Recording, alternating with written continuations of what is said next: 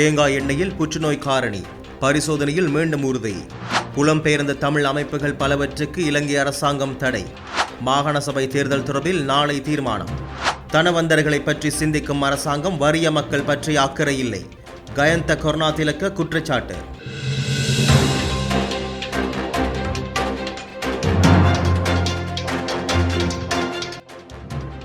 நியூசிலாந்தின் முதல் தர தமிழ் பத்திரிகை அரசன்.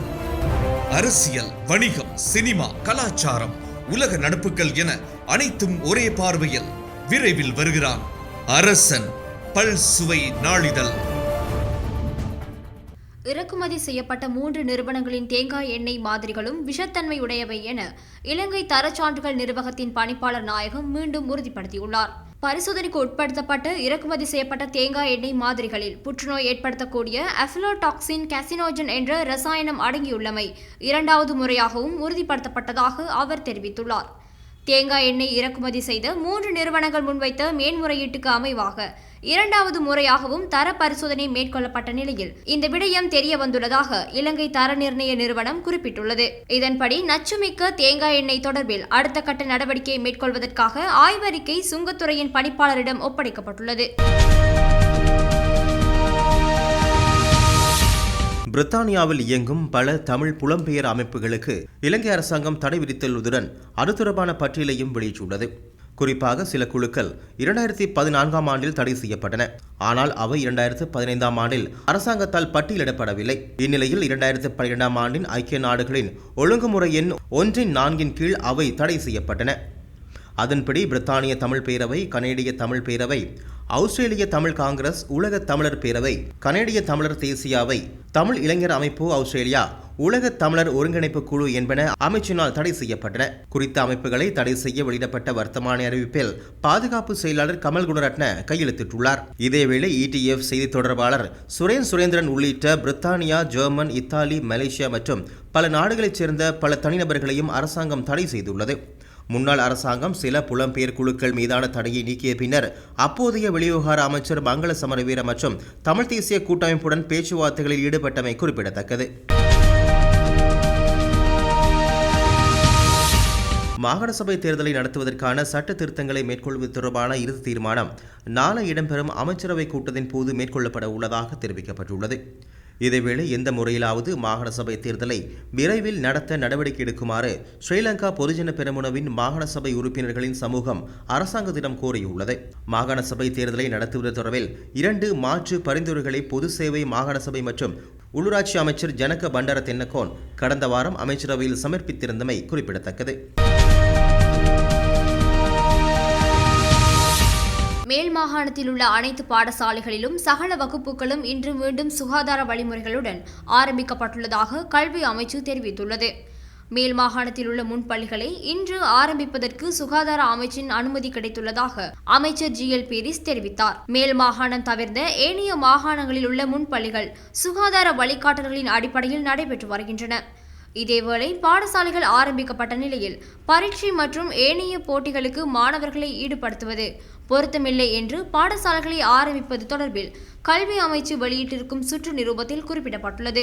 அரசு மற்றும் அரசு அங்கீகாரம் பெற்ற தனியார் பாடசாலைகளினதும் 1ஆம் தவணைக்கான கற்றல் நடவடிக்கை அடுத்த மாதம் 9ஆம் தேதி நிறைவடைய உள்ளது. 2ஆம் தவணை அடுத்த மாதம் 19ஆம் தேதி ஆரம்பமாக உள்ளது.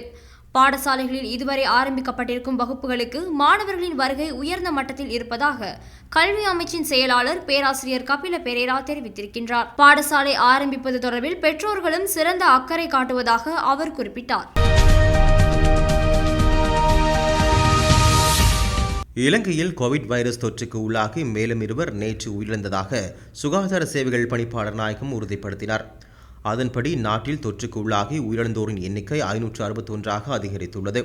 கொழும்பு 15ஐச் சேர்ந்த 60 வயதான ஆணொருவரும், மாவெல்லை பிரதேசத்தைச் சேர்ந்த 35 வயதுடைய ஆணொருவரும் உயிரிழந்துள்ளதாக அவர் தெரிவித்தார். இதேவேளை இலங்கையில் இன்று 249 பேருக்கு கோவிட் வைரஸ் தொற்று உறுதிப்படுத்தப்பட்டுள்ளது.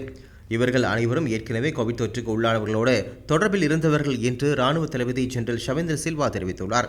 இதற்கமைய நாட்டில் இதுவரை 92,088 பேர் கோவிட் தொற்றுக்கு உள்ளாகியுள்ளதாக சுகாதார அமைச்சு தெரிவித்துள்ளது.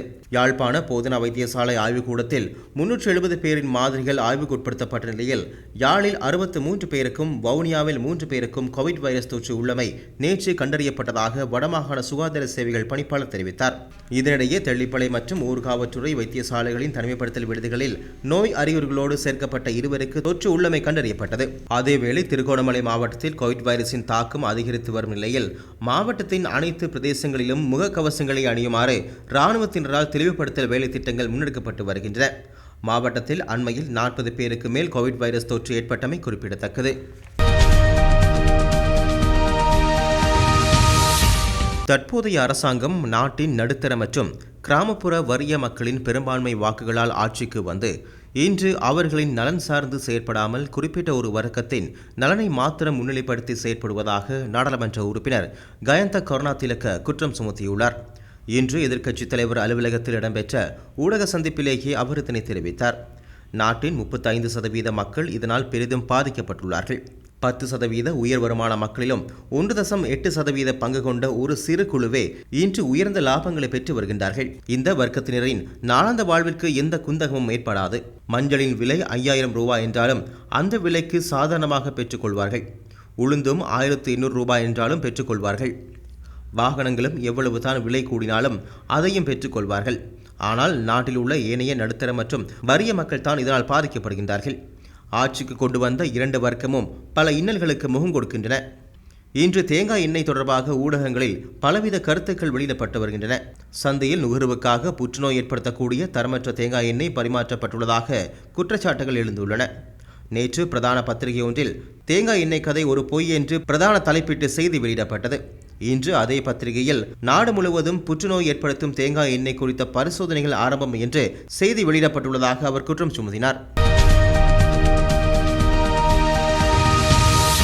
தேர்தல் காலங்களில் தற்போதைய அரசாங்கம் மக்களுக்கு வழங்கிய வாக்குறுதிகளை புறக்கணித்துள்ளதுடன் தமது கொள்கைகளையும் மறந்துவிட்டது என்று ஐக்கிய மக்கள் சக்தியின் நாடாளுமன்ற உறுப்பினர் கபீர் ஹாசிம் தெரிவித்துள்ளார். எதிர்க்கட்சித் தலைவர் காரியாலயத்தில் இன்று இடம்பெற்ற ஊடக சந்திப்பில் கலந்து கொண்டு உரையாற்றிய போதே அவர் இதனை தெரிவித்தார். இன்று பல பண முதலைகள் புதிதாக தேங்காய் எண்ணெயில் சூறையாடலை ஆரம்பித்துள்ளார்கள். உள்நாட்டில் பெட்ரோலியத்தின் விலையை அதிகரிக்கப் போவதாக நேற்று அமைச்சர் பந்துல குணவர்தன தெரிவித்துள்ளார். இத்தகைய விலையேற்றங்களை எந்த அடிப்படையில் அதிகரிக்க முயற்சிக்கின்றார்கள்? ஏற்கனவே கோவிட் தொற்றை காரணமாக காட்டினார்கள். இன்று சுயஸ் கால்வாயில் சிக்கியுள்ள கப்பலை சுட்டிக்காட்டுகின்றார்கள். இன்னும் 2-3 நாட்களுக்கு கடற்பாதை தடைப்பட்டிருப்பின் அதையே காரணம் காட்டி எரிபொருள் விலையை அதிகரிப்பார்கள். கோவிட் நிலைமைகளால் சில தொழில்களுக்கு லாபம் கிடைத்தது. இன்னும் சில தொழில்துறைகளுக்கு நஷ்டம் ஏற்பட்டது. அதில் லாபம் அடைந்த நிறுவனங்களில் இலங்கை பெட்ரோலிய கூட்டுத்தாபனமும் ஒன்று. சர்வதேச பெட்ரோலிய கேள்வியும் பாவனையும் கோவிட் வைரஸ் தொற்று காலப்பிரிவில் வெகுவாக குறைந்ததால் இந்த முழுமையான இறக்குமதி லாபம் கூட்டுத்தாபனத்துக்கு கிடைத்தது. இன்று தம்மிடம் போதிய நிதி இல்லை என்று கூறினால் அந்த லாபங்கள் யாராலாவது சூறையாடப்பட்டுள்ளது அல்லது அரசாங்கத்தின் முறை தவறிய நிர்வாகத்தால் இடம்பெற்ற மோசடியாக இருக்கக்கூடும் என்றும் கபீர் ஹாசிம் குற்றம் சுமத்தினார். ஸ்ரீலங்கா சுதந்திர கட்சியை வலுமிக்கதாக முன்கொண்டு செல்வதாக கட்சியின் தலைவர் முன்னாள் ஜனாதிபதி மைத்ரிபால சிறிசேன தெரிவித்துள்ளார். கட்சியின் தலைமையகத்தில் நேற்று மாலை இடம்பெற்ற கூட்டத்தின் போது அவர் இவ்வாறு தெரிவித்தார். அதற்காக சக்தி வாய்ந்த இளைஞர்கள் குழு ஒன்று கட்சியோடு இணைந்து செயற்படுவதாக அவர் குறிப்பிட்டார். அங்கு மேலும் உரையாற்றிய அவர், உலகில் வறிய மக்களை விட மிகப்பெரிய தனவந்தர்களே அதிகமாக ஏமாற்றமடைந்தும் சோகமாகவும் இருக்கின்றார்கள். பண வசதி குறையும் போது பிரச்சனைகளும் குறைகின்றன. பாரிய கடன்களை பெறுவது நாட்டு மக்களின் எதிர்பார்ப்பு அல்ல. 3 வேளை உணவும் சாதாரண ரக வாகனமும் வசிப்பதற்கு வீடென்றும் நல்ல தொழில் வாய்ப்பும் போதுமானது. எனவே நாட்டில் வறுமையை படிப்படியாக குறைத்து அபிவிருத்தி திட்டங்களை முன்னெடுப்பதே ஸ்ரீலங்கா சுதந்திர கட்சியின் பிரதான கொள்கையாக இருக்கின்றது என்றும் அவர் குறிப்பிட்டார். ஒரு சமூகத்தின் மாற்றத்தில் அரசியல் பங்களிப்பு மிகவும் பிரதானமானது என்று தமிழ் மக்கள் விடுதலை புலிகளின் கட்சியின் தலைவரும் மட்டக்களப்பு மாவட்ட நாடாளுமன்ற உறுப்பினருமான சிவனேசதுரை சந்திரகாந்தன் தெரிவித்துள்ளார். வாகரை பிரதேச செயலாளர் பிரிவில் ஆலங்குளம் மற்றும் குகணேசபுரம் கிராமங்களுக்கு சென்று அப்பகுதி மக்களை சந்தித்து அவர்களது தேவைகளை கேட்டறிந்ததன் பின்னர் அவர்கள் மத்தியில் உரையாற்றிய போதே அவர் இதனை தெரிவித்தார். ஒரு சமூக மாற்றத்தில் அரசியல் இயக்கம் என்பது பிரதானமானது. அரசியல் நீங்க திருச்சி அடிக்காம சும்மா போனீங்கன்னா இப்படிதான் மாற்றத்துக்கு ஒரு அந்த யோசனை வந்து கத்தி போட்டு போவாங்க. வேற ஒன்று நான் இப்போ எழுச்சி அடைக்கி வளர்ச்சி அடைக்கி வந்தா இங்க அவங்களுக்கு வேறு இல்லை. அவங்க இல்லை அவங்களோட பேரை பிள்ளைங்க அவங்களோட பாரத வெளியில யோசிக்கிறாங்க. அந்த அடிப்படையில் என்னுடைய எதிரி என்பது பிள்ளையாருக்கான எதிரியை பார்க்காங்க. உங்களோட பொது எதிரி நம்மளோட கிழக்கு மாகாண தமிழருடைய பொது எதிரி தான். எங்களை திட்டமிட்டு என்ன பழி வாங்க பார்த்தாங்க. உயிர்த்த ஞாயிறு தாக்குதல் தொடர்பில் விசாரணை செய்த ஜனாதிபதி ஆணைக்குழு அறிக்கையின் பரிந்துரைகளை ஆராய்வதற்காக நியமிக்கப்பட்டுள்ள அமைச்சரவை இணைக்குழுவின் அறிக்கை தயாரிக்கப்பட்டுள்ளது. அந்த குழுவின் உறுப்பினர் அமைச்சர் உதயகமன் பில இதனை தெரிவித்துள்ளார். குறித்த அறிக்கையை இன்றைய தினம் ஜனாதிபதி கோட்டாபய ராஜபக்ஷவிடம் கையளித்துள்ளதாக அவர் குறிப்பிட்டார். உயிர்த்த ஞாயிறு தாக்குதல் தொடர்பிலான விசாரணை அறிக்கை மற்றும் தேசிய பாதுகாப்பு தொடர்பான துறை மேற்பார்வை குழுவின் அறிக்கைகளை ஆராய்ந்து அது தொடர்பில் மேற்கொள்ளப்பட வேண்டிய நடவடிக்கைகள் குறித்து அறிக்கையிடுவதற்காக ஜனாதிபதி கோட்டாபய ராஜபக்ஷவினால் கடந்த பிப்ரவரி மாதம் 19ஆம் தேதி இந்த குழு நியமிக்கப்பட்டமை குறிப்பிடத்தக்கது. நல்லூர் கிட்டு பூங்காவின் முகப்பின் அடையாளமாக காணப்பட்ட கொட்டகைக்கு அடையாளம் தெரியாதவர்கள் தீ வைத்து நாசப்படுத்தியுள்ளதாக தெரிவிக்கப்பட்டுள்ளது. இந்த சம்பவம் நேற்றிரவு 10 மணியளவில் இடம்பெற்றுள்ளது. சம்பவம் தொடர்பில் யாழ்ப்பாணம் மாநகர சபையின் தீயணைப்பு படைக்கு அறிவிக்கப்பட்ட போதும் வாகனம் மற்றொரு இடத்தில் சேவையில் ஈடுபட்டு திரும்புவதில் தாமதம் ஏற்பட்டது. இதன் காரணமாக நல்லூர் கிட்டு பூங்காவின் முகப்பு பகுதி முற்றிலும் தீக்கிரையானது. இலங்கையின் முதன்மை உள்நாட்டு விமான சேவையான சினமன் ஏர் மீண்டும் தனது உள்ளக விமான போக்குவரத்து சேவைகளை எதிர்வரும் ஏப்ரல் 1ஆம் தேதி தொடக்கம் மீண்டும் ஆரம்பிக்க உள்ளது. கோவிட்-19 வைரஸ் பரவல் மற்றும் நிர்வாக முடக்க காலம் ஆகியவற்றால் ஏற்பட்டுள்ள நீண்ட இடைவெளிக்கு பின்னர் விமான சேவைகள் மீண்டும் ஆரம்பிக்கப்பட உள்ளன. விமான பணிகளுக்கு மிகச்சிறந்த பாதுகாப்பு, சுகாதார வழிமுறைகளுடனான சேவைகள் மற்றும் போக்குவரத்து சிக்கனத்தின் பலன்களை பயணிகள் அடைய முடியும் என்று சினமன் ஏர் நிறுவனம் தெரிவித்துள்ளது. இதன்படி உள்ளக விமான சேவைகள் பண்டார்நாயக்க சர்வதேச விமான நிலையம், ரத்மலானை சர்வதேச விமான நிலையம் மற்றும் கொழும்பு நகரை கேந்திரமாக கொண்ட வாட்டர்ஸ் ஏஜ் ஆகியவற்றிலிருந்து ஆரம்பிக்கப்பட உள்ளன. பயண முடிவுகளான பென்தொட்ட, திருகோணமலை, மட்டக்களப்பு, பாசிக்குடா, தங்காலை, ஹம்பாந்தோட்டை, யால பகுதி, கொக்கல, அம்பாறை, சிகிரிய, யாழ்ப்பாணம் மற்றும் அனுராதபுரம் ஆகிய நகரங்கள் அமைந்துள்ளன. இதற்கான பயண கட்டணங்கள் $900 முதல் ஆரம்பமாகும் என்று சினமன் ஏரின் நிறைவேற்று தலைமை அதிகாரி தெரிவித்துள்ளார். சுயஸ் கால்வாயின் குறுக்காக மணத்தரையில் சிக்கியிருந்த ஜப்பானிய சரக்கு கப்பலான எவகிவன் மீண்டும் மிதக்க தொடங்கியுள்ளதாக தெரிவிக்கப்பட்டுள்ளது. எவகிவன் கப்பலின் முன்பகுதி கால்வாயின் கடையை உரசிக்கொண்டு நிற்கும் காட்சிகள் சமூக ஊடகங்களில் வெளியான காணொலிகள் காட்டுகின்றன. கடல்சார் தொழில்நுட்ப பணிகள் மேற்கொள்ளும் இன்ஸ்கேப் நிறுவனமும் தரை தட்டி சிக்கிக் கொண்டிருந்த கப்பல் விடுவிக்கப்பட்டுள்ளதாக அறிவித்துள்ளது. இழுவை படகுகள் மற்றும் அகழ்வு கருவிகளின் துணையுடன் இந்த கப்பலை மீண்டும் தனது பயண பாதைக்கு கொண்டு வருவதற்கான பிரயத்தனங்கள் மேற்கொள்ளப்பட்டுள்ளன. எனினும் கப்பல் முழுமையாக கால்வாயின் மத்திய பகுதிக்கு இன்னமும் கொண்டுவரப்படவில்லை என்பது குறிப்பிடத்தக்கது. சரக்கு கப்பல் போக்குவரத்து பாதைகளில் உலகின் மிக முக்கியமான ஒன்றாக இருக்கும் சுயஸ் கால்வாயில் கடந்த மார்ச் 23ஆம் தேதி முதல் எவகிவன் சரக்கு கப்பல் தரை தட்டி நின்றது. நேற்று வரை 18 மீட்டர் ஆழத்தில் 27,000 கியூபிக் மீட்டர் அளவு மணல் தோண்டி எடுக்கப்பட்டுள்ளதாக சுயஸ் கால்வாய் ஆணையகம் தெரிவித்துள்ளது. எவகிவன் கப்பலுக்கு அடியில் பெரும் அளவில் பாறைகள் இருந்ததாக சுயஸ் கால்வாய் ஆணையக அதிகாரிகளை மேற்கோள் காட்டி ராய்ட்டர்ஸ் செய்தி முகாமை செய்தி வெளியிட்டுள்ளது. சிரேஷ்ட ஊடகவியலாளரும் கலைஞருமான ராதா மேத்தாவின் உள்ளத்தில் வைப்போமா என்ற நூல் வெளியீடு கொழும்பு 11 கதிரேஷன் மண்டபத்தில் நேற்று மாலை 4:30 அளவில் இடம்பெற்றது. இதில் சமூக ஆர்வலரும் ஜனனம் அறக்கட்டளையின் தலைவருமான கலாநிதி வி ஜனகன் சிறப்பு அதிதியாக கலந்து கொண்டு சிறப்பு பிரதிகளையும் போட்டி நிகழ்ச்சியில் கலந்து கொண்ட மாணவர்களுக்கு பரிசில்களையும் வழங்கி வைத்தார். குறித்த நிகழ்வை முன்னாள் பிரதி போலீஸ் மா அதிபர் KPA அரசரட்னம் தலைமை தாங்கியதுடன் புதிய அலை கலைவட்டம் நூல் வெளியீட்டு விழாவை ஏற்பாடு செய்திருந்தமை குறிப்பிடத்தக்கது. கொழும்பு மாநகர சபையிலே கலைஞர்களுக்கு கரம் கொடுப்பதற்காக ஒரு இளைஞர் உருவாகி இருக்கின்றார். திரு ஜனகன் அவர்கள் தனது சொந்த பணத்திலே செலவு செய்து கலைஞர்களை ஊக்குவிக்கின்ற ஒரு பண்பை கொண்டிருக்கின்றார். அடுத்த மாநகர சபையிலாவது நாங்கள் ஜனகன் அவர்களை வெற்றி பெற செய்ய வேண்டும். கொழும்பு மாநகர சபைக்கு அவர் போன்ற ஒருவர் இருந்தால் இந்த கலைஞர்களுக்கு, பத்திரிகையாளர்களுக்கு ஊக்குவிப்பு நிச்சயம் கிடைக்கும்.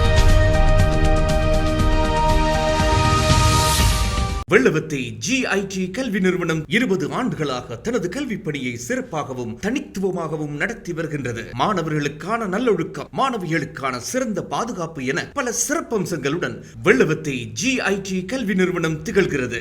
தரம் 1 முதல் உயர்தரம் வரையிலான மாணவர்களுக்கு அனுபவமும் திறமையும் மிக்க ஆசிரியர்களால் கற்பிக்கப்படுகின்றது. விசேடமாக வரைதல், இசை, எலக்யூஷன், சிங்கள மொழி உட்பட பல பாடநெறிகள் இங்கு கற்பிக்கப்படுகின்றன. கல்வி நிலையில் பின்தங்கிய மாணவர்கள் தொடர்பில் அதிகூடிய கவனம் செலுத்தி ஏனைய மாணவர்களுடன் சமநிலைக்கு கொண்டு செல்லும் பணியை GIT கல்வி நிறுவனம் மேற்கொண்டு வருகிறது. 2021ஆம் ஆண்டிற்கான விண்ணப்பங்கள் கோரப்படுகின்றன. மேலதிக விவரங்களுக்கு 0768770881 0771777 புகழ்பெற்ற இந்திய உணவுகளோடு Colombo Mattakkuli Shri Vihar pure vegetarian hotel. காலை முதல் இரவு வரை முழு குடும்பத்தினருக்கு ஏற்ற விதத்தில் வட இந்திய மற்றும் தென்னிந்திய சைவ உணவு வகைகள். நீங்கள் தெரிவு செய்யும் ஸ்ரீ விஹாரின் ருசியான உணவுகள் உங்கள் இல்லத்திற்கு தேடி வரும். அத்துடன் நீங்கள் ஸ்மார்ட் கார்டிலும் உங்கள் கட்டணத்தை செலுத்தி மகிழ்ச்சியாக உண்டு மகிழ மட்டக்குழி ஸ்ரீ விஹாருக்கு வாருங்கள். ஸ்ரீ விஹார் இலக்கம் 72 விஸ்ட்வேக் வீதி மட்டக்குழி. உடன் அழையுங்கள் 0112525058. இலங்கையில் இனிவரும் தலைமுறையினருக்கு வித்தியாசமான பயன்மிக்க சமூக வலைத்தளம் இப்போது தயார். www.sharelangans.com இலவசமாக பதிவு செய்து தினமும் லட்சக்கணக்கில் வருமானம் பெறுவதற்கான விவரங்களை அறிந்து வாய்ப்பினை உபயோகப்படுத்திக் கொள்ளுங்கள். நாளை நமதே. வாழ்க்கை செலவு அதிகரித்து காணப்படும் இக்காலகட்டத்தில் மின் கட்டணமும் உங்களுக்கு மிகப்பெரிய பழுவாக காணப்படலாம். கவலையை விடுங்க, சோலருக்கு மாறுங்க. எங்கள் சோலரைஸ் எனர்ஜியில் உங்கள் இல்லத்திற்கு தேவையான சோலார் பேனல் அமைப்பை இலகுவாக பெற்றுக் கொள்ளலாம். காலம் முழுவதும் மின் கட்டணம் இல்லாமல் சந்தோஷமாக இருங்க. மேலதிக விவரங்களுக்கு 0774255500 www.solaris.lk. Global infotech montessori Wellawatte Ramakrishnan வீதி இலக்கம் 25 மிக தரமான கல்வி சேவையை வழங்கி வருகிறது. தமிழ், சிங்களம், ஆங்கிலம் ஆகிய மும்மொழிகளிலும் இங்கு கற்றல் நடவடிக்கைகள் இடம்பெறுகின்றன. மாணவர்களுக்கான வருடாந்த சுற்றுலா, கண்காட்சி, கலை விழாவுடனான பட்டமளிப்பு என சர்வதேச தரத்திலான கல்வி உங்கள் செல்ல குழந்தைகளுக்கு ஆரம்பத்திலேயே வழங்கப்படுகின்றது. இன்று வெள்ளவத்தை குளோபல் இன்ஃபோடெக் மாண்டசோரிக்கு உங்கள் குழந்தைகளை அனுமதித்து சிறந்த எதிர்காலத்தை அவர்களுக்கு வழங்குங்கள். குளோபல் இன்ஃபோடெக் மாண்டசோரி இலக்கம் 25 ராமகிருஷ்ணன் வீதி வெள்ளவத்தை. தரமான கல்வி சேவைக்கு அழையுங்கள் 0765843755 மற்றும் 0771777432.